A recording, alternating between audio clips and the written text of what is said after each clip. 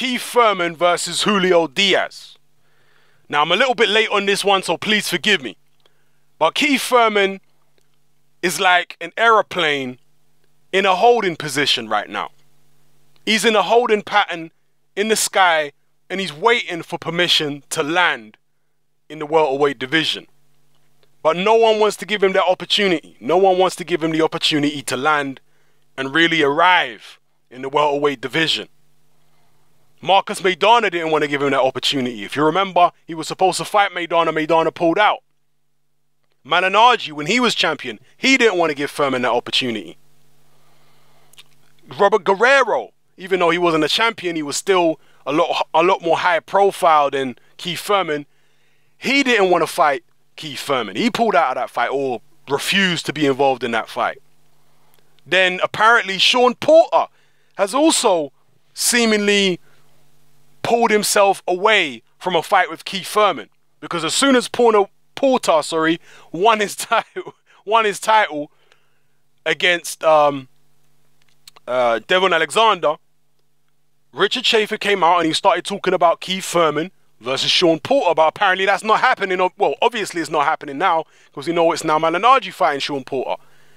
So no one wants to give Keith Thurman an opportunity to really arrive at on the big time stage in the welterweight division. No one wants to give him the opportunity. So Golden Boy yet again have got to pull in a substitute for him to fight instead, while he waits for someone to give him a chance. And in this instance, it's Julio Diaz. Last time around, it was Jesus Soto Karass, who he obviously stopped. Now it's Julio Diaz. Julio Diaz has proved a stiff test for some of the contenders out there, and now current champion Sean Porter, right? He had 2 fights with Sean Porter. He gave Sean Porter trouble. And he gave Amir Khan even more trouble than he gave Sean Porter. Julio Diaz is, even though he's losing these fights, he's doing well enough that he's getting more work off the back of those fights. He's still eating off of those fights right now, and he's got another opportunity. He's obviously being matched very hard, but he's got another opportunity here against Keith Thurman to try and do something. Now, Julio Diaz, he applies pressure, but he's quite a cerebral fighter. He's quite a good counterpuncher. Does have some power there, although he himself has moved up in weights.